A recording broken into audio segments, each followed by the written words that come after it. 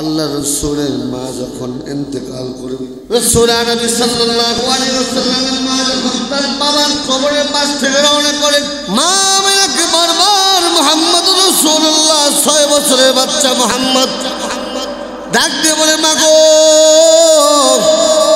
আমি তো বাবার কোলে উঠতে চাই নাই, আমি তো বাবার চুমা খাইতে চাই নাই, আমি আমার বাবার সালাম দিছি, আমার বাবা কেন জবাব দেয় না? আমি আমার বাবার কণ্ঠের একটা আওয়াজ শুনতে চাই, আমি আমার বাবার কণ্ঠের আওয়াজ শুনতে চাই। আমার বাবা বুঝি আমার সাথে কথা বলবে না। মা আমিনা ডাক দিয়ে বলে, মুহাম্মদ, তোমার বাবা এমন জায়গায় আছে যে জায়গার থেকে কোনোদিন তোমার সাথে কথা বলবে না। রওনা করলেন। রাস্তার মধ্যে মা আমিনার জ্বর, আল্লাহর নবী মার বুকের উপরে শোয়া। আল্লাহ রসুলের মা আমিনা ডাক দিয়ে বললেন, বারাকায় দেখি আয়, আমার মন বলতেছে আমি আর মক্কায় ফিরে যেতে পারবো না। এ আমি বারাকা, আমার মুহাম্মদের বাপ নাই, আজকে হয়তো আমার মুহাম্মদের মাও থাকবে না। মক্কায় ফিরে যাইবা, আমার মুহাম্মদকে ছাড়বা না। যতদিন থাকবা মা হয়ে থাকবা, আমার মুহাম্মদের প্রতি একটু খেয়াল রাখবা। কন্যা সুবহানাল্লাহ। রাসূল আরবি মার বুকের উপরে বলে, মা আমার বাবা নাই, আমার আজকে মাও বুঝি থাকবে না। ও মা, আমি দুনিয়াতে বড় এতিম, আমার মতে এতিম বুঝি কেউ রইল না। মা গো, আমার কার কাছে ফিরে গেল, কার কাছে রেখে গেল? মা কার কাছে রেখে গেল? ও মা, কার কাছে ফিরে গেল? আল্লাহ রসুলের হাতটা রাসূল আরবির মা বারাকার হাতে দিয়ে বলে, বারাকা, আমার মুহাম্মদ আমি তোমার হাতে দিয়ে গেলাম, ওর দাদার কাছে সহি সালামতে পৌঁছায় দিও। কন্যা সুবহানাল্লাহ। বারাকা মক্কায় গেলেন। রাসূল আরবি সাল্লাল্লাহু আলাইহি ওয়াসাল্লাম মক্কায় গেলেন। আল্লাহর পয়গম্বর তার দাদা আব্দুল মুত্তালিব দূর থেকে দাঁড়িয়ে রয়েছেন। এখনো মদিনার ইসরাবের কাফেলা কেন আসে না? আব্দুল মুত্তালিব পাহাড়ের উপরে দাঁড়িয়ে দেখতেছে কেউ আসে নাকি। হঠাৎ করে দেখে কাফেলার মধ্যে একজন কম দেখা যায়, কাফেলার মধ্যে একজন কম দেখা যায়, একজন কম দেখা যায়। আব্দুল মুত্তালিব বারবার ঠাওর করার দেখার চেষ্টা করলেন, কাফেলার মধ্যে কে কম, কাফেলার মধ্যে কে নাই। একটু পরে দেখলেন কাফেলার মধ্যে আমিনা নাই। আব্দুল মুত্তালিব ডাক দিলেন, আবু তালেব কই আছোস? আমার মুহাম্মদ চিরদিন হয়ে গেছে, আমার মুহাম্মদের বাপ নাই, আমার মুহাম্মদের মা বুঝি আজকে মদিনা থেকে আসলে, ইসরাব থেকে মক্কায় বুঝি আমার মুহাম্মদের মা আসলে। আল্লাহ রসুল তার দাদার কাছে আসলেন, দাদার কাছে এসে কান্না করলেন। লম্বা চরফেলের মধ্যে কে কম? আলাইহিস সালামের মা বারাকা তখন রাসূল আরবির 24 ঘন্টা ছায়া। রাসূল আরবির যদি কেউ জোর করে খাওয়াইতেন, সাহাবায়ে কেরাম বলে, আল্লাহ রাসূলকে কেউ জোর করে খাওয়াবে এটা রাসূল পছন্দ করতেন না। রাসূলকে কেউ বারবার বলবে না খান, এটা রাসূল পছন্দ করতেন না।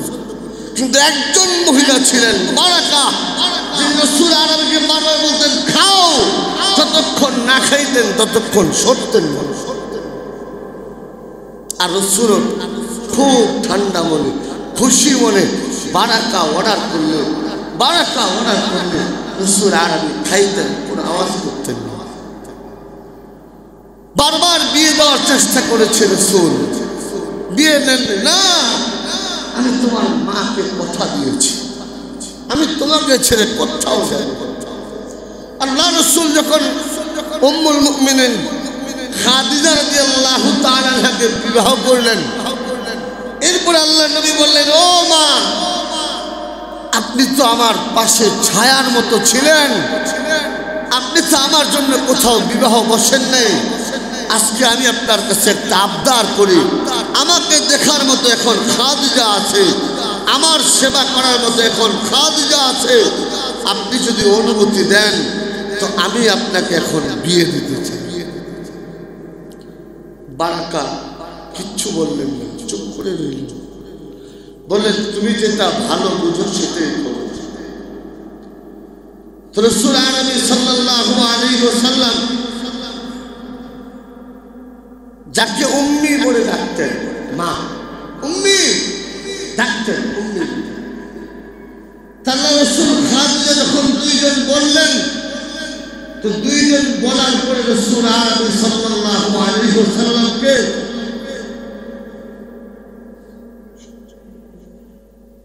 উবাইদ ইবনে যায়েদের কাছে দিয়ে দিলেন। উবাইদ ইবনে যায়েদের কাছে দিয়ে দেওয়ার পরে কিছুদিন পরে একজন সন্তান হলো, যার নাম রাখা হলো আইমান। এরপর থেকে রাসূল আরবির মার নাম পরিবর্তন হয়ে গেল উম্মে আইমান, কন্যা। সুবহানাল্লাহ। কিন্তু উবাইদ ইবনে যায়েদ কিছুদিন পরে ইন্তেকাল করেছেন। রাসূল আরবি বারাকার বাড়িতে গেলেন, যাওয়ার পরে আইমানের হাত ধরলেন, আর বারাকার হাত ধরে উম্মে আইমানের হাত ধরে বললেন, মা আজকে থেকে আপনার জিম্মাদার আমি মুহাম্মদুর রাসূলুল্লাহ। আল্লাহ রাসূল সাল্লাল্লাহু আলাইহি ওয়াসাল্লাম বাড়িতে নিয়ে আসলেন। কয়েকদিন পরে রাসূল আরবি ডাক দিয়ে বলে, আমার কাছে একজন জান্নাতি নারী আছে, যার কোনো সম্পদ নাই, যার কোনো সুন্দরী চেহারা নাই, তবে সে জান্নাতি, সে জান্নাতি, সে জান্নাতি। কেউ যদি ওই জান্নাতি নারীকে বিয়ে করতে চাও তাহলে আমার কাছে বইল। যায়েদ ইবনে হারেসা রাদিয়াল্লাহু তাআলা আনহু রাজি হইলেন। আল্লাহর পয়গম্বর বলে, যায়েদ তুমি কাকে বিয়ে করতেছো জানো? হযরত যায়েদ ইবনে হারেসা বলে, হ্যাঁ উম্মে আইমানকে বিয়ে করতেছি। রাসূল আরবি বলে, যায়েদ সে উম্মে আইমান, সে আমার মা, আমার মাকে তুমি বিয়ে করতেছো, কন্যা। সুবহানাল্লাহ। আল্লাহ রাসূল সাল্লাল্লাহু আলাইহি ওয়াসাল্লামের মা দুনিয়াতে রাসূল যার দুইজন মহিলার জন্য গায়ের চাদর খুলছেন, একজনের নাম হালিমাতুস সাদিয়া, আরেকজনের নাম উম্মে আইমান। হযরত উম্মে আইমান যখন মক্কা থেকে হিজরত করে মদিনায় আসছেন, আল্লাহ রাসূলের সামনে যখন গেছেন, আল্লাহ রাসূল নিজের চাদরটা পানি দিয়ে ভিজাইয়া চেহারাটা মুছতেছে আর বলতেছে, মা জান্নাতে গেলে আপনার কষ্ট হবে না, কন্যা। সুবহানাল্লাহ। ও মা জান্নাতে গেলে আপনার কষ্ট হবে না, জান্নাতে গেলে আপনি কষ্ট পাইবেন না, জান্নাতে গেলে আপনার কষ্ট হবে না। উম্মে আইমান বলে, বাজার তুমি চাদর দিয়ে যখন আমার মুখ মুছা দিছ, আমার দুনিয়ার সব কষ্ট কমে গেছে। আম্মা বা'দু ফাআউযু বিল্লাহি মিনাশ শাইতানির রাজীম। বিসমিল্লাহির রাহমানির রাহিম।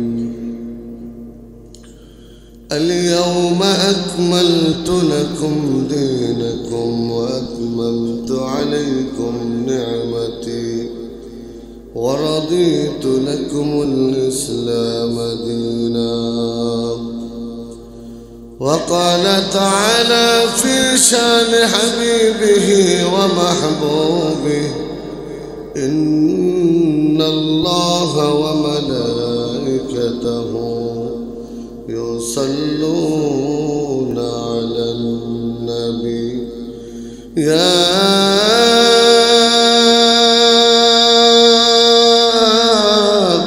أيها الذين آمنوا صلوا عليه وسلموا تسليما.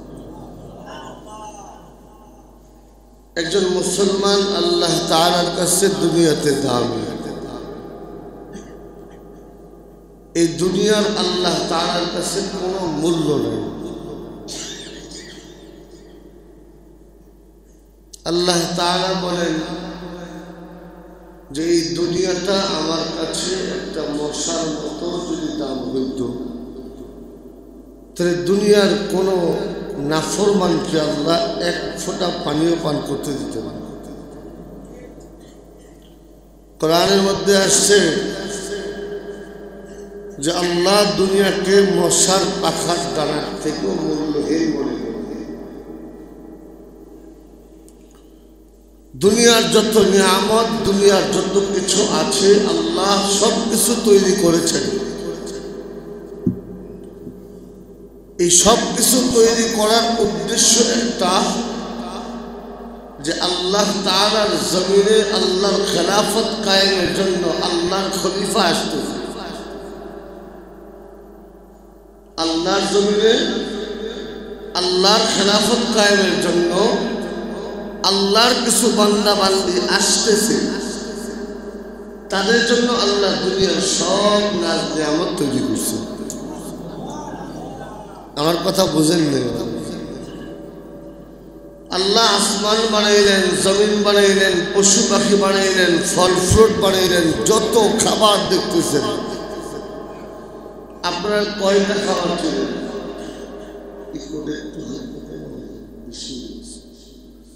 আপনার কয়টা ফল ছিলেন? এমনও মাছ আছে যে মাছটার নামই আমরা কোনোদিন শুনিনি। এমনও মাছ আছে যে মাছটা আমরা জীবনে কোনোদিন দেখিই নেই। কথা বললাম। এমনও ফল আছে যে ফলটা বাংলাদেশে তো হয় না, এটা হয় একমাত্র আফ্রিকাতে। এখন বহুত ফল বাংলাদেশে আসে, যে ফলগুলো বাংলাদেশের না, আসে মালয়েশিয়া থেকে, থাইল্যান্ড থেকে, অস্ট্রেলিয়া থেকে। এই ফলের নামগুলি আমরা জানতাম না। ঠিক আছে, আর কমেন না। এই ফলের নামগুলি আমরা জানতাম না, এখন নতুন নাম শুনতেছি। 18,000 মাখলুকাত, যেটা আমরা শুনেছি। আসলে আমরা আল্লাহর এই পৃথিবীর ছোট্ট একটা বাংলাদেশে বসবাস করি। এই পৃথিবীর বাংলাদেশের ছোট্ট একটা দেশ, এই পৃথিবীর ছোট্ট একটা জায়গা বাংলাদেশ। এই বাংলাদেশে কতগুলো কীট পতঙ্গ আছে কোনদিন বইরা দেখছেন আপনারা? বইরা কুল পাইবেন। কত হাজার রকমের ফল ছিল, এখন বিলুপ্ত হয়ে গেছে। আবার কত হাজার রকমের ফল নতুন আসতেছে, যেটার নাম আমরা জানি না। কথা বলেন। তা আল্লাহ তাআলা तमाम পৃথিবী বানাইলেন। ये जमीन मेरे लिए है, आसमां मेरे लिए। এই জমিন আসমান আল্লাহ বানাইলেন। সমস্ত ফল ফুল, পশু পাখি, এই গরু ছাগল ভেড়া বকরি হরিণ যা কিছু দেখেন, সমস্ত মাখলুক আল্লাহ বানাইলেন। কেন? আমার জমিনে আমার খলিফারা আসতেছে, তাদের খেদমত তোমরা করবা, এই জন্য আল্লাহ বানাইছেন। এখন আল্লাহর জমিনে আল্লাহর খলিফা কারা বলেন? আমরা করনা আলহামদুলিল্লাহ। এজন্য আল্লাহ তাআলা কোরআনে বলতেছেন, ইন্নী জাইলুন ফিল আরদি খলিফা। ও ফেরেশতারা, আমি দুনিয়াতে আমার খলিফা বানাইতে চাই, যারা জমিনের মধ্যে আমি আল্লাহর আইন মোতাবেক, আমি আল্লাহর নির্দেশ মোতাবেক নিজে চলবে এবং শাসন ব্যবস্থা কায়েম করবে। আর তারা যখন সৎ পথে আদেশ করবে, অসৎ পথে নিষেধ করবে, কুনতুম খায়রা উম্মাতিন উখরিজাত লিন-নাস তা'মুরুনা বিল মা'রুফ ওয়া তানহাউনা আনিল মুনকার। তারা যখন সৎ পথে আদেশ করবে, অসৎ পথে নিষেধ করবে, তারা হবে সবচেয়ে দামি উম্মত। কন্যা সুবহানাল্লাহ। মাখলুকের মধ্যে সর্বশ্রেষ্ঠ মাখলুক মানুষ। আমি আরেকবার বলেছিলাম আপনাদের এখানে, আল্লাহ 3 ধরনের মাখলুক বানিয়েছে। কয় ধরনের? জবান ছেড়ে দিয়ে বলেন, কয় ধরনের? একটা মাখলুক সে শুধু খাইতে যায়, তার চাহিদা আছে, খাবে, ঘুমাবে, উতা দিবে, মারবে, আক্রমণ করবে, হ্যাঁ, সহবাস করবে, চাহিদা আছে, কিন্তু তার বিবেক বলতে কিচ্ছু নেই। আরেক ধরনের মাখলুক আল্লাহ বানিয়েছে যার কোনো চাহিদাই নেই, তার শুধু বিবেক আর বিবেক। বুঝলেন? সে খায় না, সে ঘুমায় না, সে বিয়ে শাদী করে না, তার স্ত্রীর প্রয়োজন হয় না, সন্তানের প্রয়োজন হয় না। আরেক ধরনের মাখলুক আল্লাহ বানিয়েছে এই দুটার সমন্বয়, যার চাহিদাও আছে, বিবেকও আছে। তার নাম ইনসান, মানুষ। গরু ছাগলের চাহিদা আছে, বিবেক নেই। ফেরেশতার চাহিদা নেই, বিবেক আছে। মানুষের চাহিদাও আছে, বিবেকও আছে। যেই মানুষ চাহিদা পূরণ করে তার বিবেক অনুযায়ী, যেই মানুষ চাহিদা পূরণ করে তার মালিকের হুকুম অনুযায়ী, যেই মানুষ চাহিদা পূরণ করে তার মালিকের অর্ডার অনুযায়ী, যেই মানুষ চাহিদা পূরণ করে তার মালিকের বন্ধুর তরিকা অনুযায়ী, সেই মানুষটা দুনিয়াতেও দামি, আখিরাতেও দামি। আর যেই মানুষটা দুনিয়াতে চাহিদা পূরণ করে তার নিজের মন মতো, যেই মানুষটা দুনিয়াতে চাহিদা পূরণ করে তার মালিকের বিরুদ্ধে গিয়া, যেই মানুষটা দুনিয়াতে চাহিদা পূরণ করে তার মালিকের বন্ধুর তরিকার বাইরে গিয়া, আল্লাহ তাআলা ওই মালিক আমাদেরকে জানায় দেয়, শোনো, তারা যদিও চাহিদাওয়ালা, বিবেকওয়ালা মানুষ, কিন্তু তারা ওই চতুষ্পর জানোয়ার, ওই শুধু চাহিদা যাদের মধ্যে আছে তাদের থেকেও বেশি নিকৃষ্ট। উলাইকা কাল আনআমি বাল হুম আদাল। যে মালিক মানে না, যে মালিকের কথা শোনে না, যে মালিকের অর্ডার মানে না, মালিকের বন্ধুর তরিকায় চলে না, সে মানুষ হইতে পারে, মানুষের মতো হইতে পারে, মানুষের মতো আমি আল্লাহ বানাইতে পারি। চরিত্রগতভাবে সে মানুষের মতো দেখতে হলো, চরিত্রগতভাবে সে পশুর থেকে নিকৃষ্ট। চরিত্রগতভাবে পশুর থেকেও নিকৃষ্ট। উলাইকা কাল আনআমি বাল হুম আদাল। তারা চতুষ্পদ জানোয়ারের থেকেও নিকৃষ্ট। এজন্য আল্লাহ আমাদেরকে মুসলমান বানিয়েছেন। আল্লাহ আমাদেরকে ইসলামের জন্য কবুল করছেন। আহাব্বুল বিলাদি ইলাল্লাহি মাসাজিদুহা। আল্লাহর কাছে সবচেয়ে পছন্দনীয় জায়গা হলো আল্লাহর ঘরের জায়গা। শুধু মানুষ বানাইছে, শুধু মুসলমান বানাইছে এতটুকুই নয়, আল্লাহর পছন্দের জায়গায় আল্লাহ আপনাকে আমাকে পছন্দ করে নিয়ে আসছে। কি বলেন? সবচেয়ে আল্লাহর পছন্দের জায়গা হলো আল্লাহর ঘর, মসজিদ। শুধু আমাকে আপনাকে আল্লাহ মুসলমান বানাইছে এতটুকুই নয়, আল্লাহ আপনাকে আমাকে মুসলমান বানায় আবার মহাব্বত করে আল্লাহর পছন্দের ঘর মসজিদে নিয়ে আসছে। একজন খ্রিস্টান বাবা তার সন্তানকে নিয়ে কোথাও রওনা করছে, হঠাৎ গির্জার পাশ দিয়ে যাইতেছে।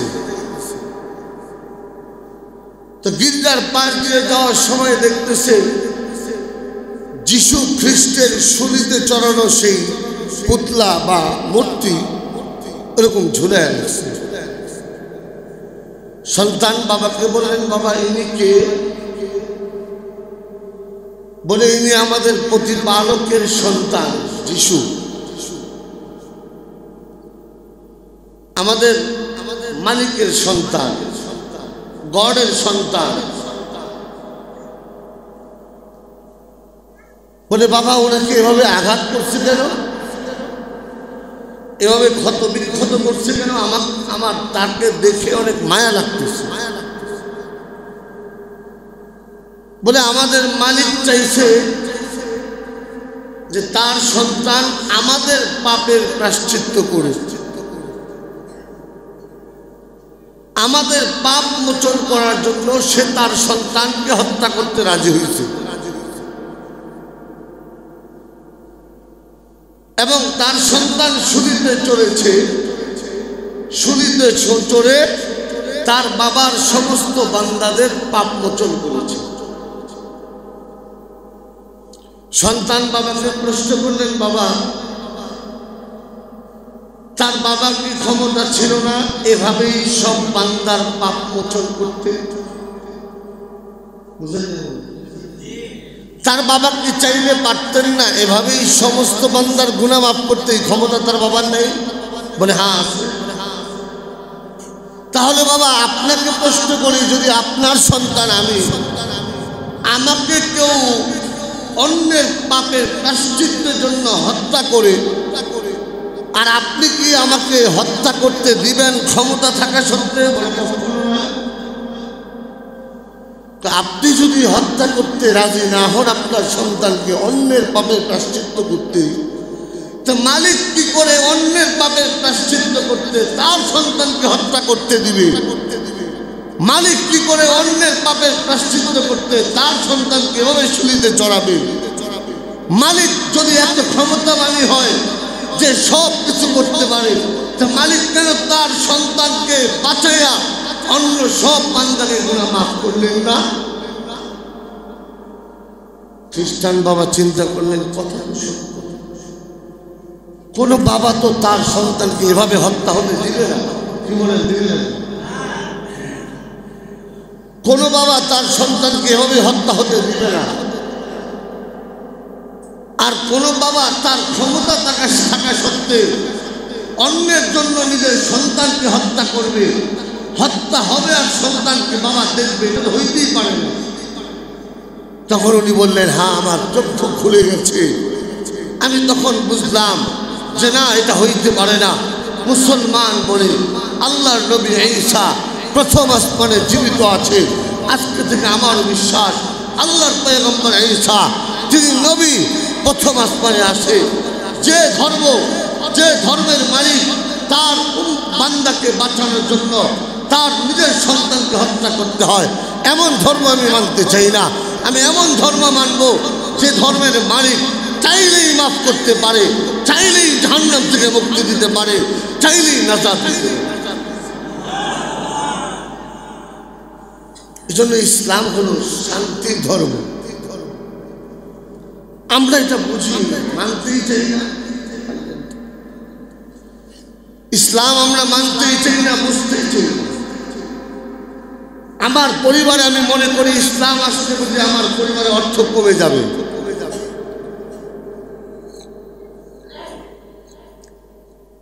আলেম হলে আমার সন্তান বুঝি আমার ঘরে অর্থ কম আসবে, আমি বড় টাকাওয়ালার বাবা হইতে পারব। কিন্তু একবারও কি চিন্তা করছেন যে ঘরে কোরআন নেই, যে ঘরে রাসূলের সুন্নত নেই, সে ঘরে কোনোদিন শান্তি আসতে পারে না। পৃথিবীতে হাজারো কোটি টাকার মালিক আছে, রাত্রিবেলা ঘুমের ওষুধ খেয়ে ঘুমাইতে পারে না। অথচ হাজারো ফকির এমন আছে রাস্তার মধ্যে রাত্রিবেলা পাতলা লুঙ্গি নিজের পরনে যেটা এটা গায়ে দিয়ে ঘুমাইতেছে, না টেনে ঘুমাইতেছে।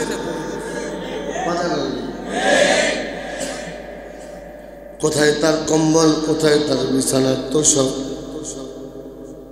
কে তার মধ্যে এত সুন্দর ঘুম দিয়ে দিল, এত আরামের ঘুম দিয়ে দিল? টেনশনহীন দুনিয়াতে সুখী মানুষ তারে কে বানায় দিল? টাকার মধ্যে সুখ নাই, সুখ হলো ইসলামের মধ্যে, কোরআনের মধ্যে শান্তি, রাসূলের সুন্নতের মধ্যে শান্তি। কথা বলে ঘরের মধ্যে, যে ঘরের মধ্যে কোরআন আছে ওই ঘরের মধ্যে, মার মধ্যে যদি কোরআন থাকে সন্তানের মধ্যে কোরআন আসবে। যে ঘরে বাবার মধ্যে কোরআন আছে ওই ঘরের সন্তানের মধ্যে অটোমেটিকলি কোরআন ঢুকবে।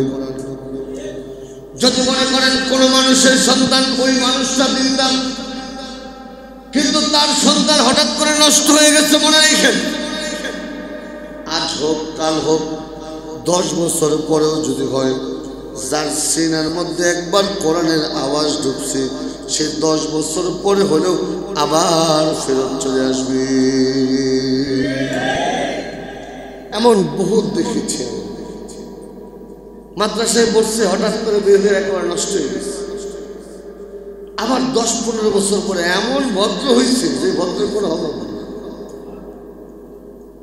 এই জন্য বলে সন্তান জন্মের পরে কানে আজান শোনাও, ওর জন্মের পরে প্রথম শব্দ আল্লাহ শেখাও, কারণ ও যদি আল্লাহ ভোলাও হয়ে যায়, ওর জন্মের পরে কানে আজান ঢুকছে, আজ হোক কাল হোক এই আজান এ কামত এই আল্লাহ ডাক ওকে আবার আল্লাহ ফিরে আসবে।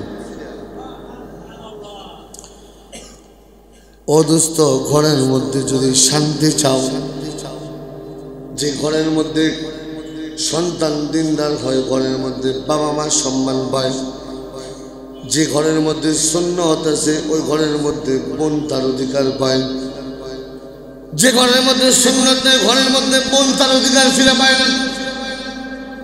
বাপে মরতে দেরি, বাপের সব সম্পদ দখল করতে দেরি নেই।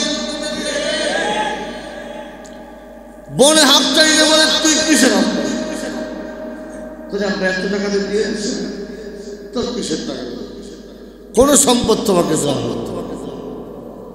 আবার বাপে হসপিটালের বেডে শুয়ে রয়েছে, দুনিয়াদার সন্তান, বাবা হসপিটালের বেডে ঘুমায়, দুনিয়াদার সন্তান বাবাকে বাঁচানোর বদলায় দলিল নিয়ে বাবার বিছানার পিছনে পিছনে দৌড়ায়। দুনিয়াদার সন্তান জানে না ওর জান্নাতের দরজা ওর বাবা, দুনিয়াতে সন্তান জানে না ওর জান্নাত একমাত্র ওর মা, দুনিয়াতে সন্তান জানে না জান্নাত খুলতে হইলে বাবার আগে লাগবে। জান্নাতের দরজা হইল বাবার, কন্যা সুবহানাল্লাহ। জান্নাতের দরজা বাপ, সন্তান জানে না তো, ওর চিন্তা হলো বাপ কবরে যাইতে যাবে তো জমি নিয়ে দরকারি হবে, আগে দলিল দিয়ে বাপের ঠিক ছিল কথা কইল। বাংলাদেশে এমন ঘটনা আপনারা দেখেন, মা মরে যাইতেছে তারপরে মারতে ঠিক দেখেননি আপনারা? আরে কথা কয় না। দুনিয়াদার সন্তান যার সিনার মধ্যে আল্লাহর কোরআন নাই, যার সিনার মধ্যে রাসূলের সুন্নাত নাই, ওই ঘরের মধ্যে কোনোদিন শান্তি আসতেই পারে না। যা দেখবা সব মোটিভেশন। মোটিভেশন বুঝেননি? দেখবেন আমার একজন শিখায় রাজনীতি করতে হইলে অভিনয় শিখতে কে, তোমার শত্রু দেখলে ভালো আছে, বুঝলেন? তোমার শত্রুকে দেখলেও বলবা ভালো আছে, তো বাস দিবার পরে সামনে দেখলে হাসি, এটাও সম্ভব। হ্যাঁ, এটা সম্ভব। তোরে বড় লোক এটাই করে, ঘরের মধ্যে যত শান্তি থাক, বাইরে গেলে খুব ভালো আছে কথা কইল। খবর নিয়ে দেখেন কোটিপতির ঘরে শান্তি নেই, বউ জামাই লোক একটাও কথা কইল, বাইরে গেলে কি খাতি। এটা শান্তি না, এটা মোটিভেশন করা, আর্টিফিশিয়াল আর্টিফিশিয়াল আর্টিফিশিয়াল শান্তি দেখাইতেছে। অথচ রাসূল আরবি সাল্লাল্লাহু আলাইহি ওয়াসাল্লামের বাবা আব্দুল্লাহ মক্কার বাজারে গেলেন। মক্কার বাজারে গেছে, হঠাৎ করে কোনো কাজ নেই। মক্কার বাজারে যাওয়ার পরে বাবা আব্দুল্লাহ দেখতেছেন, বাবা আব্দুল্লাহ মক্কার বাজারে যাওয়ার পরে দেখতেছেন একজন আবিসিনিয়ার মানুষ কয়েকজন কৃতদাসী বিক্রি করতেছেন। বাবা আব্দুল্লাহ দিকে নজর করে দেখলেন 9 বছরের একটা বাচ্চা মেয়ে, একেবারে কালো, কিন্তু চেহারার মধ্যে বড় মায়া। কন্যা সুবহানাল্লাহ। কিছু মানুষ দেখবেন কালো হলো চেহারার মধ্যে বড় মায়া লাগে, দেখলেই কেন যেন মায়া লাগে, কথা কয় না কথা। বাবা আব্দুল্লাহ মক্কার বাজারে যাওয়ার পরে দেখলেন আবিসিনিয়ার 9 বছরের একটা মেয়ে, আবিসিনিয়ার একজন মানুষ গোলাম বান্দি বিক্রি করতেছেন। এর মধ্যে একজন ক্রেতদাসী 9 বছরের বাচ্চা মেয়ে। বাবা আব্দুল্লাহ যখন তাকাইছে ওই মেয়েটার নজর বাবা আব্দুল্লাহর দিকে পড়ছে। বড় করুণ চোখে, মিষ্টি চোখে বাবা আব্দুল্লাহর দিকে তাকাইছে। বাবা আব্দুল্লাহর দিকে তাকানোর পরে বাবা আব্দুল্লাহর বড় মায়া লাগছে। চিন্তা করতেছে আমার ঘরে আমেনা একা, ওর সাথে কথা বলার মতো, খেলাধুলার মতো কেউ নাই। আমি তো মাঝে মাঝে সফরে যাই, আমেনার সঙ্গে একজন সঙ্গী দরকার। এই বাচ্চা মেয়েটারে দেখে আমার বড় ভালো লাগছে। বাচ্চা মেয়েটারে বাবা আব্দুল্লাহ কৃতদাসী হিসেবে কিনে নিলেন। বাড়িতে নিয়ে আম্মা আমিনাকে বললেন, আমিনা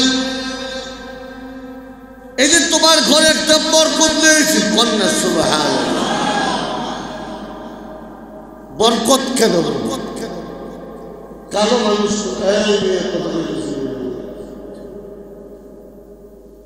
কালো মানুষ তো আমার যদি অপছন্দ হয়, দুর্বল মানুষ তো যদি অপছন্দ হয়, এই জন্য আমি বাবা আব্দুল্লাহ বলতেছি, আমি না তোমার ঘরে একটা বরকত দিয়েছি। কন্যা সুবহানাল্লাহ। মা আমিনা ঘরে নেওয়ার পর ওর কাপড় চোপড় পরাইলেন, একসাথে বসে খাবার খাওয়ান। কয়েকদিনের মধ্যে আল্লাহ তাআলা বাবা আব্দুল্লাহর ঘরে বরকত দেওয়া শুরু করছে। বাবা আব্দুল্লাহ ডাক দিয়ে বলে, আজকে থেকে তোমার নাম বারাকা, বরকত। আজকে থেকে তোমার নাম বারাকা, বরকত। কন্যা সুবহানাল্লাহ। নাম রাখছে বারাকা। আজকে থেকে তোমার নাম বারাকা, তুমি আজকে থেকে তোমাকে বারাকা বলে ডাক দিলে জবাব দিবা। বারাকা ঘরের মধ্যে রইলেন। বাবা আব্দুল্লাহ রওনা করলেন, সফরে যায়। সফরে রওনা করলেন, মা আমিনার সাথে বাবা আব্দুল্লাহর শেষ দেখা। আল্লাহ নবীর বাবা আব্দুল্লাহ যাওয়ার সময় বারাকা, আমি সফরে যাইতেছি, তোমার সাথে আমার সাক্ষাৎ আর হবে কিনা জানি না, তবে খবরদার আমিনাকে ছেড়ে কোথাও তুমি কোনোদিন যাও না। বারাকা বলে আপনি নিশ্চিন্ত থাকেন, আমার জীবন থাকতে আমি বারাকা আমিনাকে ছেড়ে কোনোদিন কোথাও যাব না। হঠাৎ করে একদিন মা আমিনা স্বপ্ন দেখলেন, তার কোলের মধ্যে একটা আসমানের চাঁদ এসে পড়ছেন। সকালবেলা মা আমিনা বারাকারে ডাক দিয়ে, বারাকা ও বারাকা, স্বপ্নে দেখলাম আমার কোলের মধ্যে একটা চাঁদ এসে পড়ছে। বারাকা ডাক দিয়ে বলে, আপনার চেহারার মধ্যে নূর চমকাইতেছে, আপনি অতি সত্তর মনে হয় মা হবেন, আপনার গর্ভে যিনি আসবে আকাশের চাঁদের মতো সুন্দর হবে। তখনও মা আমিনা জানতেন না সে যে গর্ভবতী হয়েছে। কিছুদিন পরে দেখলেন মা আমিনা বুঝতে পারলেন সে সন্তান পেটে ধারণ করেছেন। আল্লাহর নবী যখন দুনিয়াতে সর্বপ্রথম জন্ম হলেন, প্রথম যিনি কোলে নিছেন তার নাম বারাকা। প্রথম যিনি মা আমিনার কোলে তুলে দিয়েছেন তার নাম বারাকা। বারাকা ডাক দিয়ে বলে, মা আমিনা রে, মনে করছিলাম আপনার ঘরে আকাশের চাঁদের মতো একটা সুন্দর সন্তান জন্ম নিবেন, কিন্তু আজকে দেখলাম আকাশের চাঁদের থেকেও সুন্দর একটা সন্তান জন্ম নিচ্ছে। চাঁদের মতো সুন্দর নয়, আসমানের চাঁদের থেকেও বেশি সুন্দর। আপনার সন্তানকে সর্বপ্রথম আমি কোলে নিয়েছি।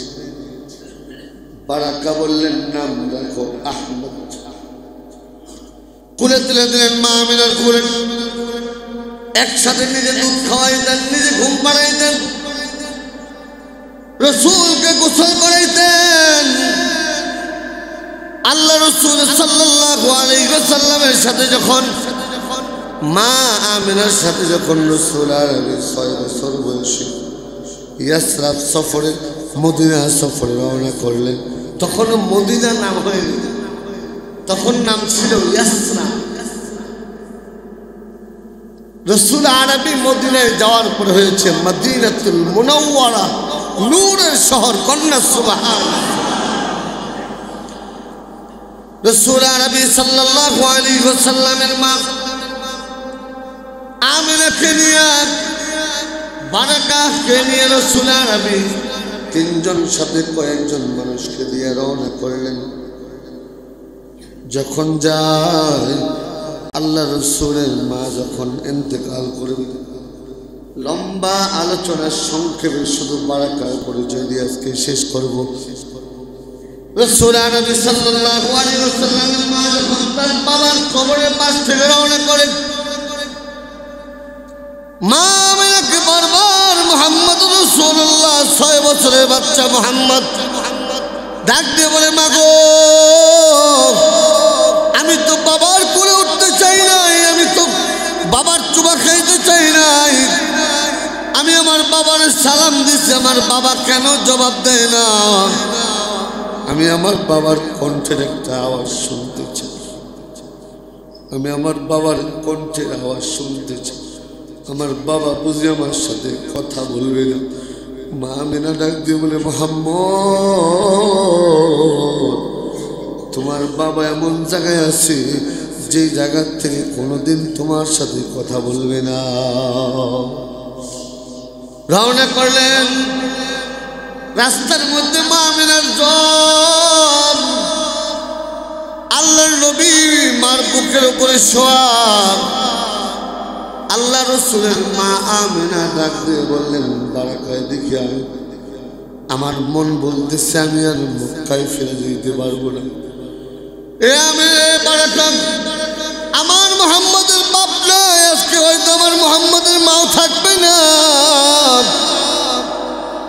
মক্কায় ফিরে যাইবা, আমার মুহাম্মদকে ছাড়বা না।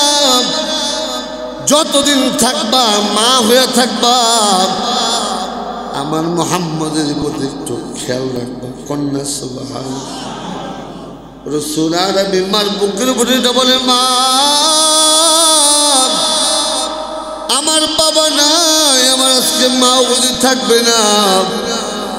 ও মা, আমি দুনিয়াতে বড় ঠিক আমার মতে তিন বুঝি কেউ রইল না। মা গো, আমার কার কাছে ফিরে গেল, কার কাছে রেখে গেল? মা, কার কাছে রেখে গেল? ও মা, কার কাছে ফিরে গেল? আল্লাহ রসুলের হাতটা রসুল আরবির মা বারাকার হাতে দিয়ে বলে, বারাকা, আমার মুহাম্মদ যেন তোমার হাতে দিয়ে গেলাম, ওর দাদার কাছে সহি সালামতে পৌঁছায় দিও। কন্যা সুবহানাল্লাহ। বারাকা মক্কায় গেলেন। রসুল আরবি সাল্লাল্লাহু আলাইহি ওয়াসাল্লাম মক্কায় গেলেন। আল্লাহর পয়গম্বর তার দাদা আব্দুল মুত্তালিব দূর থেকে দাঁড়িয়ে রয়েছেন। এখনো মদিনার ইসরাবের কাফেলা কেন আসে না? আব্দুল মুত্তালিব পাহাড়ের উপরে দাঁড়িয়ে দেখতেছে কেউ আসে নাকি। হঠাৎ করে দেখে কাফেলার মধ্যে একজন কম দেখা যায়, কাফেলার মধ্যে একজন কম দেখা যায়, একজন কম দেখা যায়। আব্দুল মুত্তালিব বারবার ঠাউর করার দেখার চেষ্টা করলেন, কাফেলার মধ্যে কে কম, কাফেলার মধ্যে কে নাই। একটু পরে দেখলেন কাফেলার মধ্যে আমিনা নাই। আব্দুল মুত্তালিব ডাক দিলেন, আবু তালেব কই আছো? আমার মুহাম্মদ চিরদিন হয়ে গেছে, আমার মুহাম্মদের বাপ নাই, আমার মুহাম্মদের মা বুঝে আজকে মদিনার থেকে আসে, ইয়াসরাব থেকে মক্কায় বুঝে আমার মুহাম্মদের মা আসে। আল্লাহ রসুল তার দাদার কাছে আসলেন, দাদার কাছে এসে কান্না করলেন। লম্বা আলোচনা রসুল আরবি সাল্লাল্লাহু আলাইহি ওয়াসাল্লামের মা বারাকা তখন রসুল আরবির 24 ঘন্টা ছায়া। রসুল আরবির যদি কেউ জোর করে খাওয়াইতেন, সাহাবায়ে কেরাম বলে আল্লাহ রসুলকে কেউ জোর করে খাওয়াবে, এটা রসুল পছন্দ করতেন। রসুলকে বারবার বলবে খান, এটা রসুল পছন্দ করতেন। কিন্তু একজন মহিলা ছিলেন বারাকা, যিনি রসুল আরবিকে বারবার বলতেন খাও, যতক্ষণ না খাইতেন ততক্ষণ সরতেন না। আর রসুল খুব ঠান্ডা মনে, খুশি মনে বারাকা অর্ডার করলেন। বারাকা অর্ডার করলেন, রসুল আরবি খাইতেন, কোনো আওয়াজ করতেন না। বারবার বিয়ে দেওয়ার চেষ্টা করেছে রসুল, বিয়ে নেন না। আমি তোমার মাকে কথা দিয়েছি, আমি তোমাকে ছেড়ে কোথাও যাব। আল্লাহ রসুল যখন উম্মুল মুমিনিন খাদিজা রাদিয়াল্লাহু তাআলা আনহাকে বিবাহ করলেন, এরপর আল্লাহ নবী বললেন, ও মা, আপনি তো আমার পাশে ছায়ার মতো ছিলেন, আপনি তো আমার জন্য কোথাও বিবাহ বসেন নাই। আজকে আমি আপনার কাছে একটা আবদার করি, আমাকে দেখার মতো এখন খাদিজা আছে, আমার সেবা করার মতো এখন খাদিজা আছে। আপনি যদি অনুমতি দেন তো আমি আপনাকে এখন বিয়ে দিতে চাই। বারাকা কিচ্ছু বললেন না, চুপ করে রইলেন। বললেন, তুমি যেটা ভালো বুঝো সেটাই করো। তো রাসূল আরবি সাল্লাল্লাহু আলাইহি ওয়াসাল্লাম যাকে উম্মি বলে ডাকতেন, মা উম্মি ডাকতেন, উম্মি। আল্লাহ রাসূল খাদিজা যখন দুইজন বললেন, তো দুইজন বলার পরে রাসূল আরবি সাল্লাল্লাহু আলাইহি ওয়াসাল্লামকে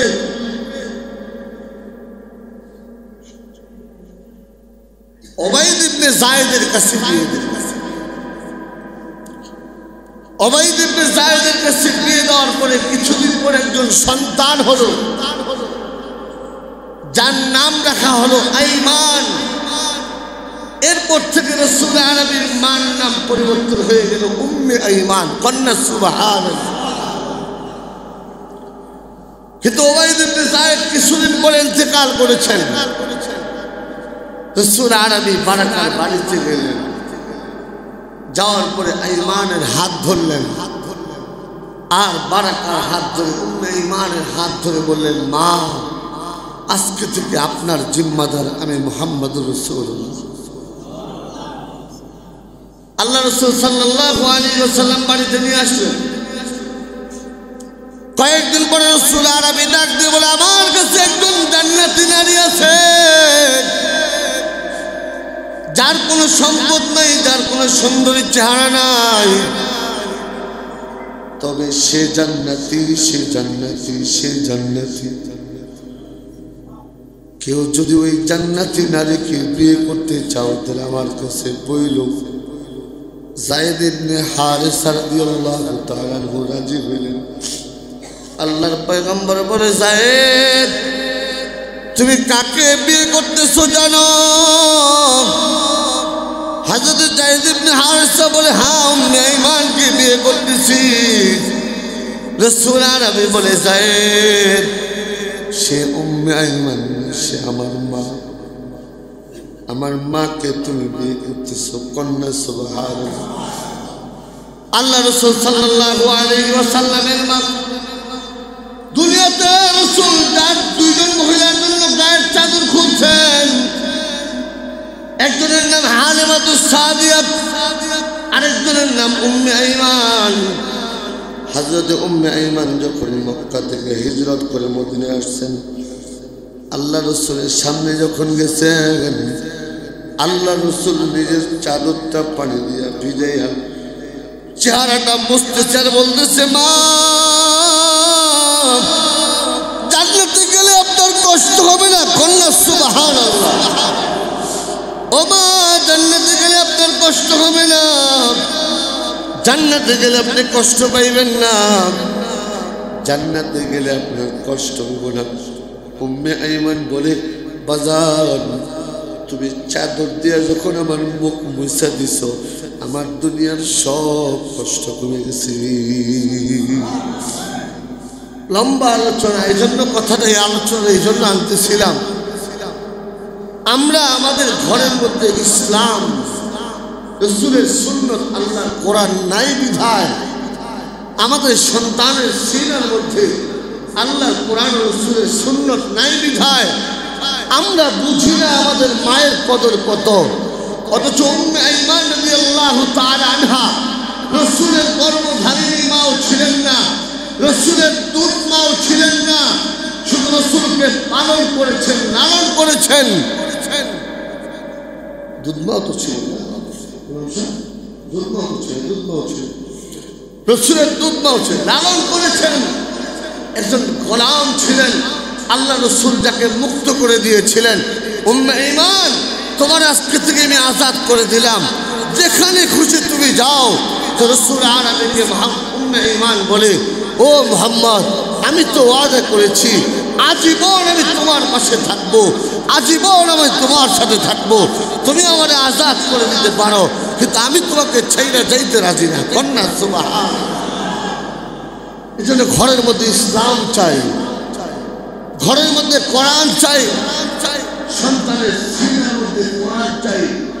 আল্লাহর নামে কসম করে বলতেছি, আমার মা আজকে বাসায় আসার কথা, আমি আমার স্ত্রীকে বারবার বলতেছিলাম, আমার জান্নাত আমার বাড়িতে আসতেছে, আমার জান্নাত আমার ঘরে আসতেছে, আমার জান্নাত 1 মাস পরে আমার বাড়িতে আসবে, সাবধান আমার জান্নাতের সাথে যেন কোনো বেয়াদবি না হয়। আমাদের কাছে আমাদের মা জান্নাত, আমাদের কাছে আমাদের বাবা জান্নাতের দরজা। এজন্য সন্তানকে দ্বীন শিখান, ঘরের মধ্যে কোরআনের পরিবেশ করেন। খবরদার কোরআন ছুটে যেন না যায়। এমন বহু ঘর দেখছি বহুদিন কোরআন পড়ে আছে, কোরআনের উপর ধুলার পাল্লা পড়ে গেছে, অথচ কোরআন ধরার মতো, কোরআন চুমা দেওয়ার মতো, কোরআন ঝাড়ু দেওয়ার মতো মানুষ ঘরের মতো। কথা বলেন না কেন? এই জন্য কোরআনকে কিচ্ছু যদি না পারেন, কমসে কম প্রতিদিন কোরআনটাকে একবার কিচ্ছু যদি না পারেন, কমসে কম প্রতিদিন কোরআনটাকে একটু চুমা দেন। আল্লাহ তোমার কোরআনকে মুহাব্বত করি, আল্লাহর কসম আপনি প্রত্যেকদিন চুমা লাগান, আল্লাহ আপনার ঘরকে কোরআনওয়ালা ঘর বানিয়ে দেবেন। কিয়ামতের ময়দানে কোরআন আপনাকে সুপারিশ করে জান্নাত পর্যন্ত পৌঁছে দিবে। এজন্য আবদার হলো ঘরের মধ্যে কোরআনের ঘেরান লাগান, ঘরকে সুন্নতওয়ালা ঘর বানান। আল্লাহ আমাদের সকলকে ঘর নূরে নূরান্বিত কোরআনের ঘেরানে, সুন্নতের ঘেরানে ঘর সাজানোর তৌফিক দান করুক। সবাই বলেন আমিন।